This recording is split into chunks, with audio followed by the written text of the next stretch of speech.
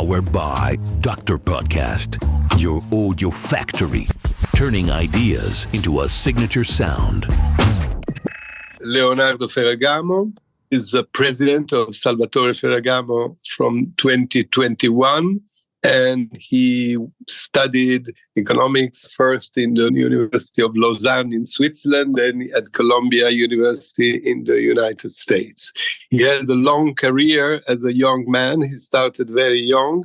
He worked for Ferragamo in the menswear, shoes first, leather goods, and then he created the Ferragamo Men, the division Men. And then he worked for Ferragamo International Issues and so on and so forth. And he is the CEO of Palazzo Feroni, which is a landmark in Florence, a very beautiful palazzo, who is the headquarters of Ferragamo business. And there is a museum of Salvatore Ferragamo and many other things. He is also honorary president of the Strozzi Foundation, which is another great palazzo in Florence where there are incredibly interesting and important exhibitions, and is obviously also president of Sawa Holdings, which has to do with his personal pleasure, his personal love, which are the sailing boats, the swans. And also he is involved in another Ferragamo venture, which are the Lungarno hotels. You know, many of the portrait hotels, one in Florence. I mean, there is the Lungarno Hotel and several portrait hotels in Florence, in Milano, Rome, and so on and so forth. And we will discuss this afterwards. You've said it all, I have to say. The question is, how can you handle all these things? Your father and your mother were great people, so I am sure you inherited from them.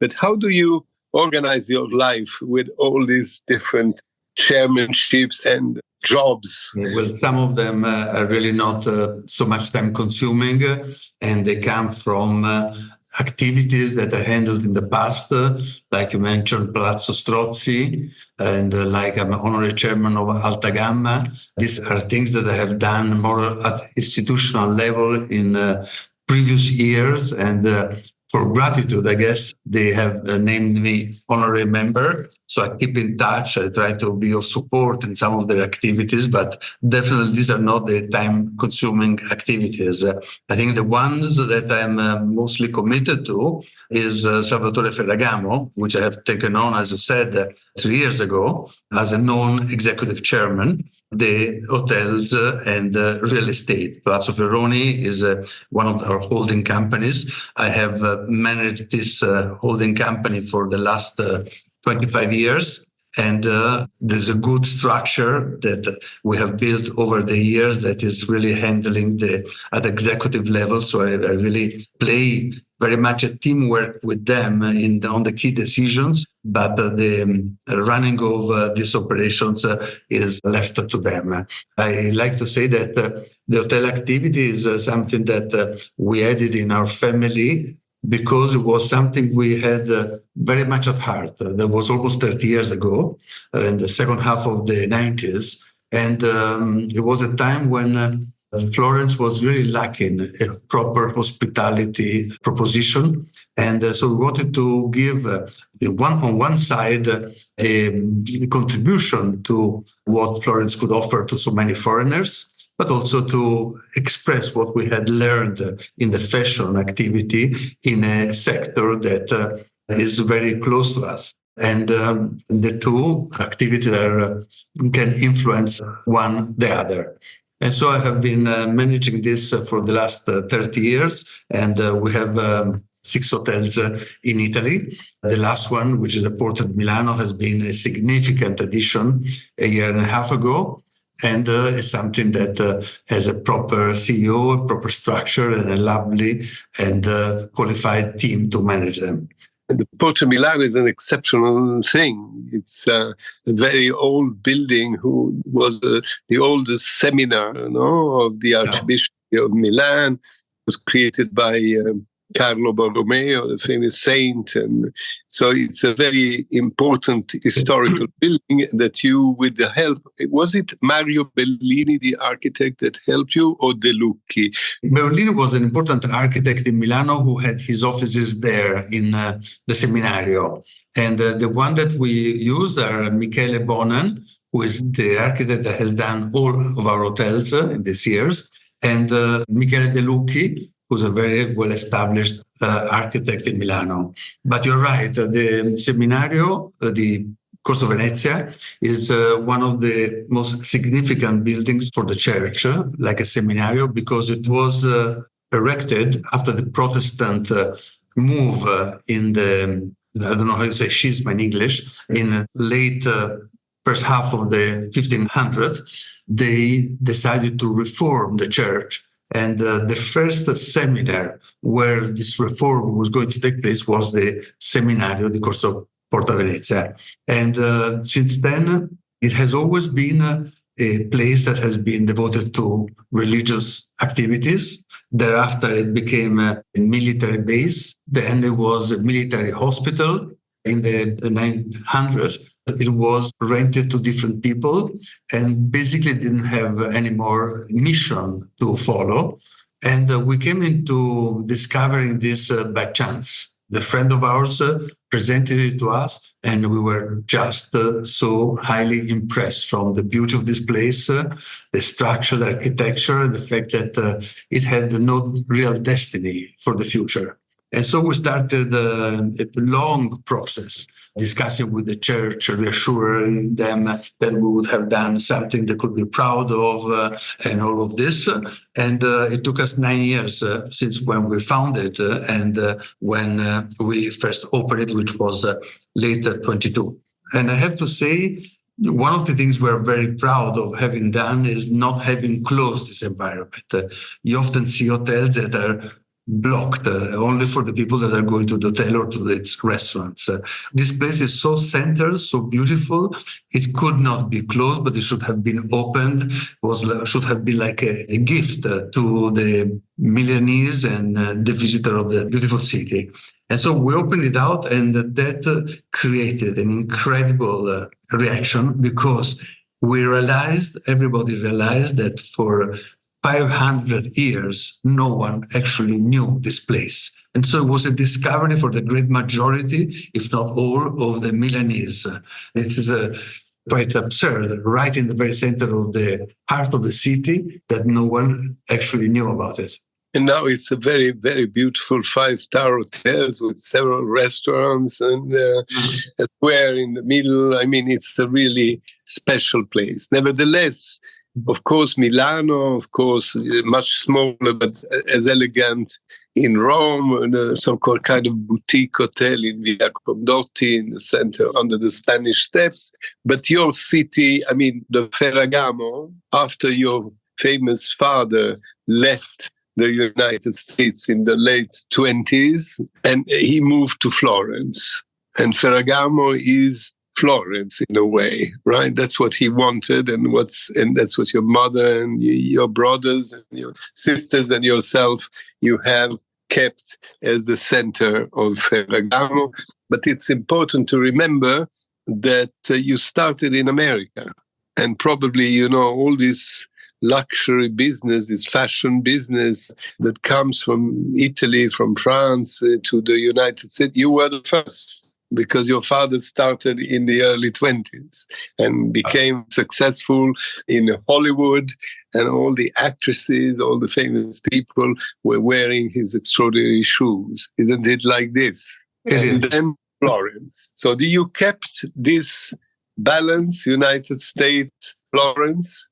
Yes, very much. But just let me underline what you were saying, because it was in the 20s where my father started his activity in America. It was about 100 years ago when he opened his first shop in Hollywood, 1923. And one of the many lovely things that he has done was to really be driven very much from his feeling, from his vision, but from what he had at heart. And it came that when he was starting to become pretty successful in America. He never wanted to compromise in quality, and not being able to find the same quality he wanted to deliver from the cobblers in America.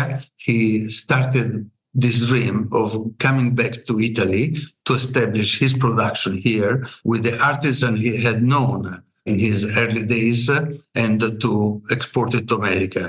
And by doing this, he's really become the pioneer of made in Italy in fashion, because he's done this before anybody else.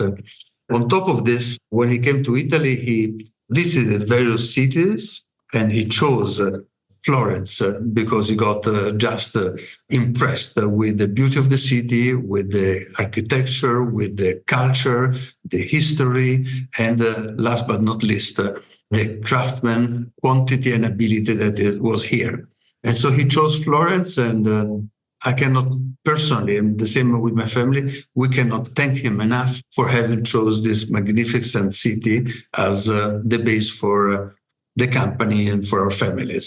And when he came back, he found also his wife, an incredible woman that, if I'm not wrong, had never worked when he was alive. And when he sadly passed away rather young at the age of 60, she took over the business. And with the help of your brothers, yourself, and your sisters, she became a great businesswoman in the world of fashion, very famous all over the world. And she has trained you to become who you are. Yes, my mother was an incredible lady, driven from heart, intelligence, passion, an incredible personality. And when my father left us, she was a widow, being 38 years old. And she had never worked before. And the oldest kid was Fiamma, who was 18, and Giovanna, who were 17, who had started helping her. But with an incredible courage, she decided to continue the work of my father and wait until everyone in the family, the youngest was Massimo, 2.5 years old, when we would have reached an age when we could have entered in the company. And among the many things that she has done, she felt it as a mission because of the love and appreciation she had for my father to transfer to us, who had lived with him very little time, so many of the things he had done, and the values, the examples, the anecdotes, definitely his artwork. She was the one that insisted to have a very proper archive, to give a proper space to everything he had done in his life. An archive which has like 14,000 different pieces between shoes, lasts, and designs and patterns, which then, with the support of Fiamma, was turned into a museum, which is very active and has traveled. The exhibition has traveled around the world, and it's always present in our headquarters. And I cannot tell enough how much this has had a meaning. For us, it's been like the place of reference to get inspiration, not only from the product, the design itself, but from the great examples of life that are represented there. You have 95 years, no? So 5 years to 100. Even if you went into the stock market in, I don't remember, it's 2011 or something, you still own 65% of the Ferragamo group, your family. You still are a little bit in the Italian tradition, a family group, right? And you succeeded your eldest brother, Ferruccio, as you said, 3 years ago. You arrived in a strange moment, if I am not wrong. I mean, you contributed a lot. I have seen an interview of yours, for instance, to open Ferragamo, not only in the United States, in Europe, in Russia, and many other countries, but especially also in China. You are very well exposed in China. But obviously, like everybody in the world of luxury and fashion, we had COVID and things in China go as well as they used to go. And so life became difficult in a way, more difficult, even if the results are good. And therefore, I don't know if you personally, but you hired Maximilian Davis, a very creative man who simplified Ferragamo, if I'm not wrong, changing the label from Salvatore Ferragamo into just Ferragamo with a red color as your new label. And now you are working very hard with him around the world. Can you tell us a little bit about what happens and what has happened? In this last 3 years, we really wanted to go in a stronger, more well-based direction and really expressing what Ferragamo should be in going forward. And so there has been a lot of work done so far. We selected Maximilian Davis. He was 26 when he joined. He had never been a creative director, but we had seen what he was doing in his own collections. And he was definitely very elegant, very simple, perfect lines. And so we were quite impressed with what he was doing. So we started working on a project for Ferragamo before we hired him. And something that we appreciated very much of him was his sensitivity to heritage, to taking elements from the past that were significant and reinterpreting them in the new world. And you mentioned about the logo and the new colors, etc. These are not new inventions.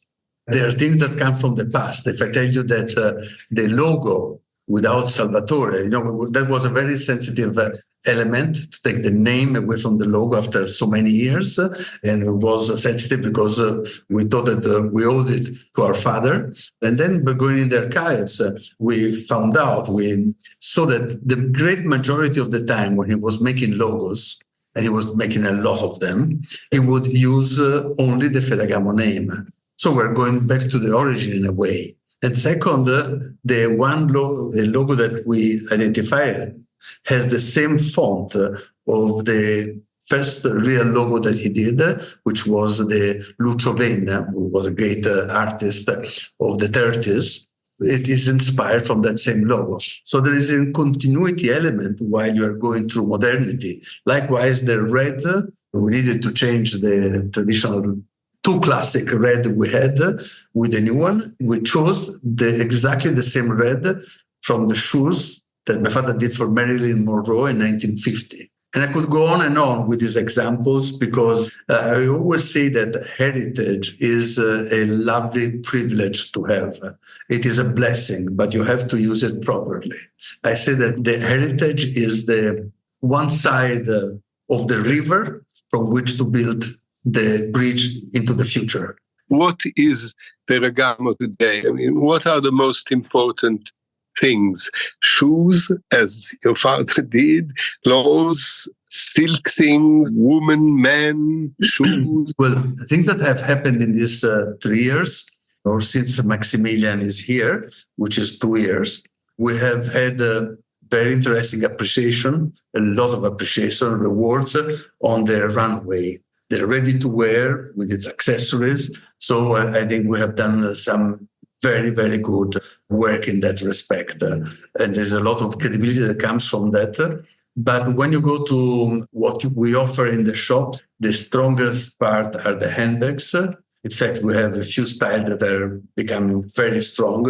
And that is the fastest growing part. Handbags were Wanda, your mother's name at the beginning. I mean, there's a famous bag. You know everything, Alain. Yes, you are right. Okay, we'll give another example because that's something that we appreciated a lot of Maximilian. He took the bag that my mother was wearing very often and he tried and presented in the original size, but also he made very modern shapes, like a very long one and short. And he changed the shapes a lot. And all of a sudden, a bag that was very classic became very hot, very, very cool, exciting, and its name Wanda. And he did this with a couple of other handbags. There is a cutout bag, it's called, which is cut in the leather, and inside is textile, often printed textiles. And he did the same thing there. So he's adding new things which come from newly invented products, but he's also enhancing the heritage by bringing to life products that were great in the past and with little touches can be revitalized. What about the famous shoes? I mean, Ferragamo was famous for royal people, famous actresses, from Lady Diana to Sophia Loren, from Marilyn Monroe. I mean, many, many famous actors or royal people, clients of your father, no? At the because he managed to be comfortable and elegant. But what about today? Well, we're definitely committed to following the same route, the same. When I talk about values, what he did with shoes, unfortunately, I think it's unbeatable. So it's difficult to surpass him. But we try to get the most also out of the values. And the shoe is definitely the most complex and complicated item in fashion to produce, because it has those functionality elements which are paramount. And so having the right fitting, the right comfort, the right durability, and mixing all these functionality elements with the aesthetics and the creativity is not easy. So we take this challenge continuously, and we have it always very present in designing the new collections. Also in the shoes, you may have seen that there are some of the ideas that come from the past, whether it's a bow, the famous Ferragamo bow, which was on the ballerina, has been redesigned, is of course unbiased, but I say that it's as beautiful as ever before. But it's giving a sign of modernity and evolution, but within the same route. There is another shoe that has a heel coming from one of the patents of my father. It's called the tacco a gabbia, which means a cage, because it's made of strings of metal that are supporting the shoe. Is a heel, and which happens also to be my favorite pattern that my father did for me personally, has been reinterpreted, and it is an ongoing element which gives lightness and modernity to a shoe, but at the same time it keeps on going within the roots and the example that he had given us. Which are your main markets nowadays? Where is Ferragamo most popular, or goes better, or has many more shops? I think America is for sure the market that has a very deep understanding of Ferragamo, because as you recall, my father started there, and for years it was, for my family, the country of reference. We were in the middle of the 80s, exporting to America like more than 80% of our production. And so there was an in-depth knowledge of that market. I also have to say that it is the market that is most professional in working with. And especially in those days, for the shoe business, there was no one else that knew the shoe business from a retailing point of view in as much in depth as department stores in America. So that gave us also the route of producing, projecting project that always had this component of efficiency merged with creativity and with style, which is what I was expressing earlier. So America for sure is one of the markets. We're getting very positive results from Europe in general. There's a very positive acceptance of our new lines in England, in Italy mostly, and Spain. And Japan is doing very, very nicely, and so is Latin America. The one area that is suffering is Greater China, and there are structural reasons for that. I believe everybody is suffering. There is a diminishment of consumer spending in general.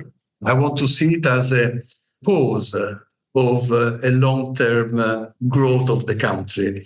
China has had a non-stop growth from the beginning of the 90s, when it started to liberalize, until today. And this time is together with the COVID effect that to some extent is connected to this pause, is the real first stop that we have seen in an ongoing growth of this incredible market.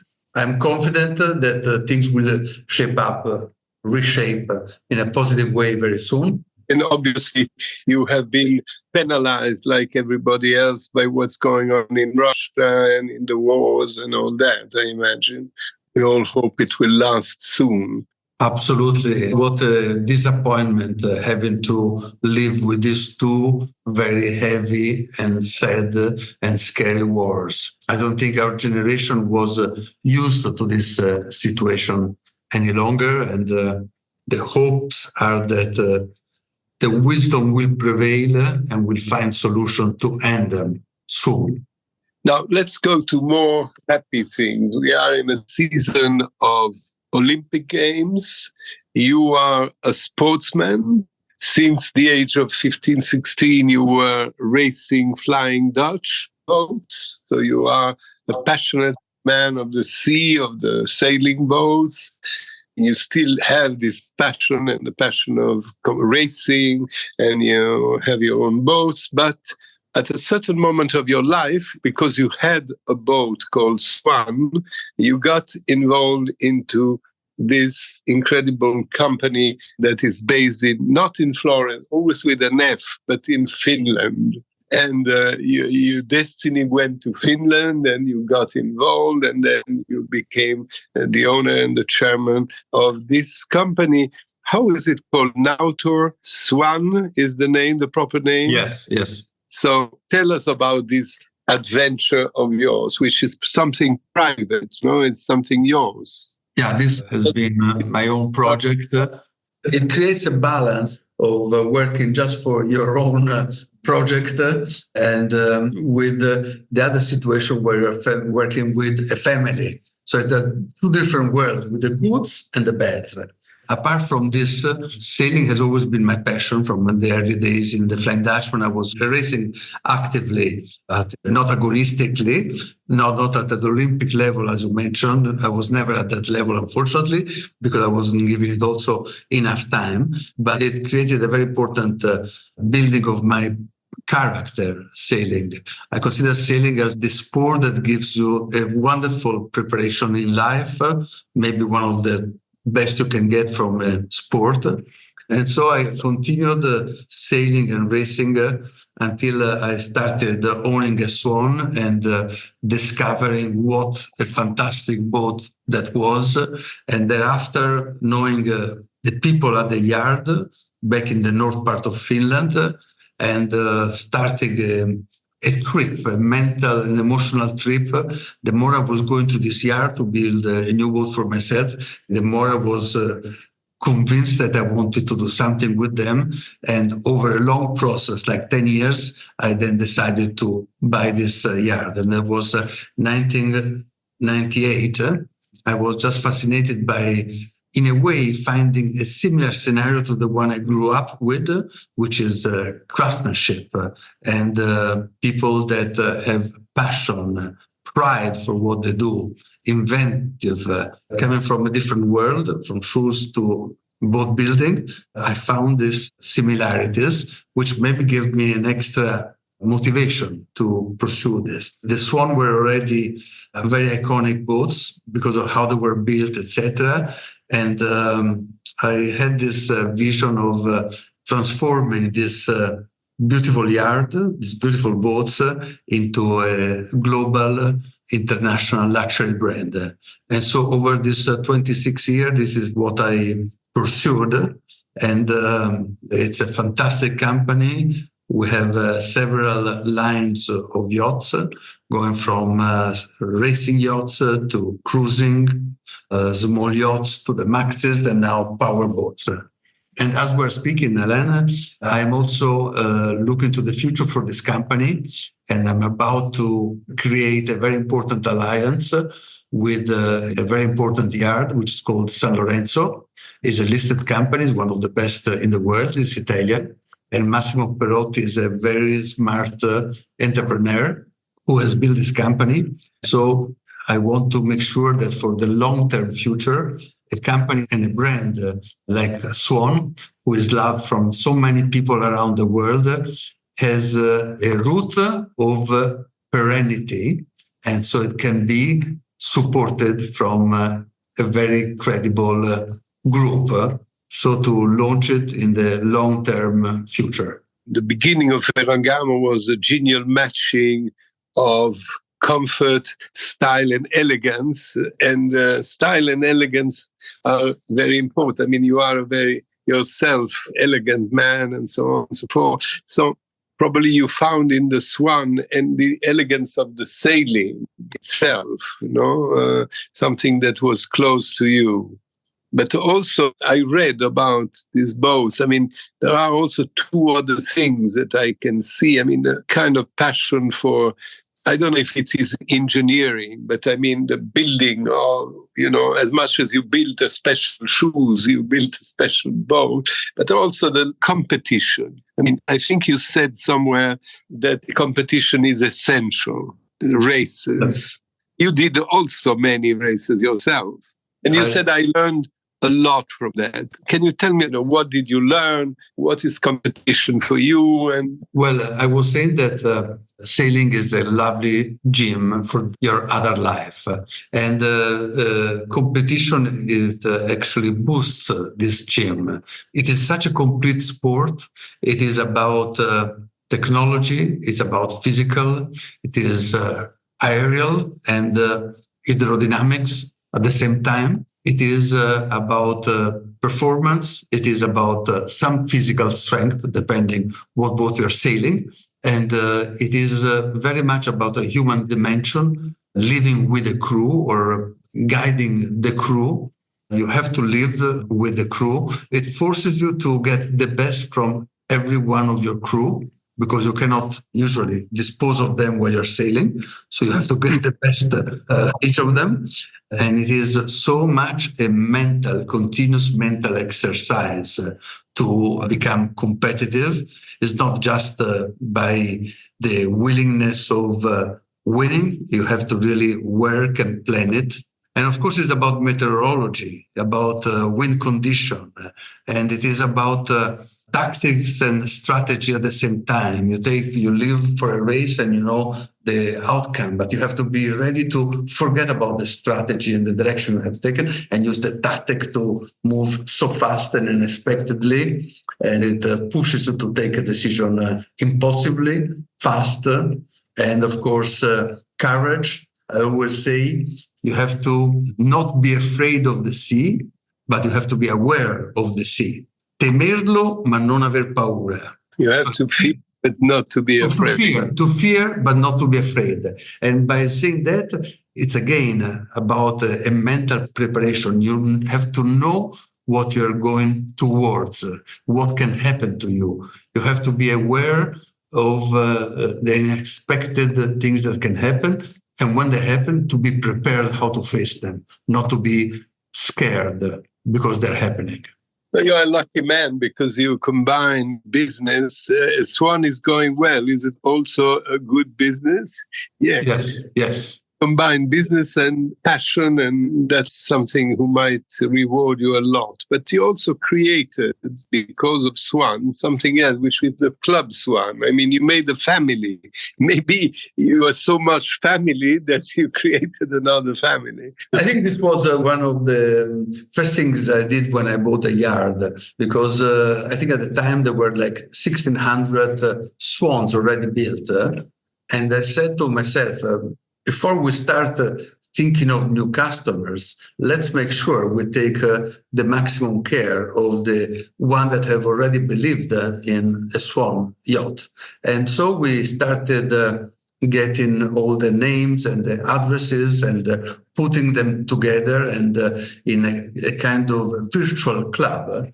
And in this virtual club, we wanted to give them services, technical assistance, putting together events for them, definitely the sailing, which was already existing, but we wanted to bring it to another level. And as much as we could, give them privileges. And this is what the Club Swan was founded on. And it is a driving force to create a community from the Swan owners, but also to get under a different category of membership, their dear friend, the people they enjoy sailing with, or people that are just passionate about the values that Swan want to bring to the world. And so we have a large number of members to whom we try to give benefits on an ongoing basis as a community. Some of your children are following your passion? They all love sailing. We have had some of the best moments in our life with our summer holidays on Sanlorenzo, which was my sailing boat. They love racing, but they are doing other things in life, and I don't see them managing this company. You are a man of many facets, as we said at the beginning, but you were able to be plunged into the family main business, work on the hotel business, and still your own passion. Are you spending a lot of time on the boat, or you don't have the time to do it? Unfortunately, not really. I don't get to sail that much. I still race actively, but I have like 5 races in a year, which is not much. And I try to get to follow the company as much as I can, which is something I really enjoy doing. The one thing that I like mostly is the designing of the yachts. Not that I'm a designer myself, but I follow the process of designing very carefully is maybe the part that I enjoy the most. But also, by the way you spoke about the hotels, would you have liked to be an architect if your name was not Ferragamo? I consider myself a missed architect, for sure. You are absolutely right. When there is a construction going on, whether it's a house or an hotel, a boat or other things, I find that I get an adrenaline which is higher than usual. Are you very fussy, very careful about details? And do you think that the details make the difference? Yes, I don't think I'm careful about details as much as I should, to be honest, but I appreciate them a lot. You're not attentive when you do. No, I'm very attentive to details. I give it a lot of importance. But when I go for a design, I try to concentrate more on the overall of the project, etc. And I will leave to somebody that's very professional and an expert to do this. When I would do an apartment or a home or an hotel, I would look very much to the architectural structure, to the overall, and rely on somebody that is very good in putting the interior decoration together. And now that you are a large family, the Ferragamos, how many of you, I mean, you are the chairman, you are the boss, but how many of you work in the company? Are there still some other Ferragamos, or nowadays it's more? Directly or indirectly, everybody loves the company and they're quite involved with what is happening, etc. They keep track of this. But of the new generation, Ferruccio is chairman of the holding company, Ferragamo Finanziaria. My sister Giovanna is quite present, and so is Massimo, who is chairman of America. And also we have the new generation. We have 3 of them in Ferragamo and other ones that are present in the board. So all in all, we would be like 9 of us that are more actively involved. What is your wish for the coming years? You said that one has to cross the river and look forward. So how do you look forward? It's a very good question, of course, always, because I think the real task that I feel that we as a family have is to create a proper transition for the new generation.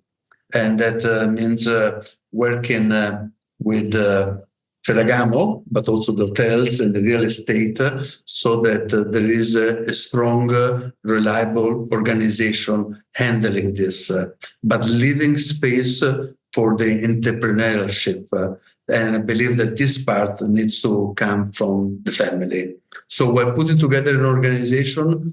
Our desire is to create all the conditions so that the new generation can come in and have a proper course over time so that they become knowledgeable about the business. Because if you keep the control over an activity, you have to make real sure that you know more about it than anybody else that is working for you. And you're proud and happy about your father's decision to come back to Italy, being Italians and having your heart, your headquarters in Florence? I'm proud, privileged, and thankful to him also for this. And I think it would have been such an easier solution for him to continue the path of being in America, overwhelmed from a success that he had never dreamt for as a young boy. And he was 29 when he decided to come back to Italy. And can you imagine the temptation, living in the Hollywood world, being friends of actors and actresses of the time, being overwhelmed from the growing business, etc. The courage that he had of following a vision that was coming from his mind, but also his heart, and going back to the roots, his roots. And I think his roots is what really drove him all along his life. It's not by chance that he found my mother when he was 41 and she was 17 years old. And after having had the most beautiful ladies as his client and going back to the same village where he was born, Bonito, 4,000 people were living there at the time, and finding my mother and just falling in love and deciding to marry her after 2 minutes that he had met her. And so again, he was back to his roots. Thank you, Leonardo Ferragamo, for this conversation, for this interview. Powered by Dr. Podcast, your audio factory, turning ideas into a signature sound.